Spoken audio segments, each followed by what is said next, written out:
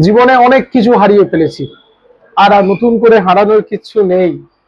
একদম সব হারিয়ে একদম খাদের সন্নিকটে পা ঝুলিয়ে বসে আছি, আর সেখান থেকেই পেয়েছি জীবনের চরম অভিজ্ঞতা। সবাই বলেন বয়স্ক মানুষের অভিজ্ঞতা কাজে লাগে। আমার বয়স নিয়ে অনেকেই সন্দেহ প্রকাশ করেন।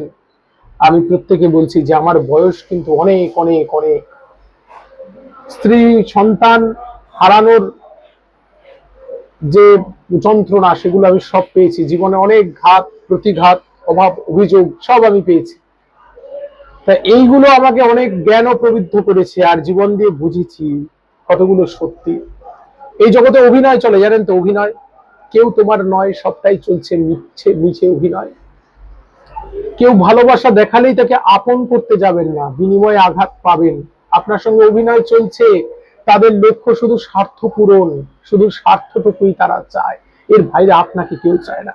আত্মীয় পরিজন আপনজন খুঁজছেন, এরাও কিন্তু স্বার্থপর, এরাও কিন্তু শুধু নিজের ভালো বোঝে। আপনি কাঁদছেন, কেউ ভাবছেন আপনার চোখের জল মোছাবে, একদম নয়। পৃথিবীটা বেঈমান, একা লড়াই একাই লড়তে হয়, নইলে থেমে যেতে হয়। দুঃখ জীবনের চির সাথী আছে, থাকবে। সেই দুঃখকে অ্যাকসেপ্ট করে নিয়েই জীবন এগোতে হয়, নইলে কষ্টর সঙ্গে চোখের জল ফেলে যেতে হয়। চোখের জলের মূল্য কেউ দেয় না। প্রকৃতপক্ষে আমরা সবাই খুব একা। পৃথিবীতে যেমন একা এসেছিলাম, একা যাব।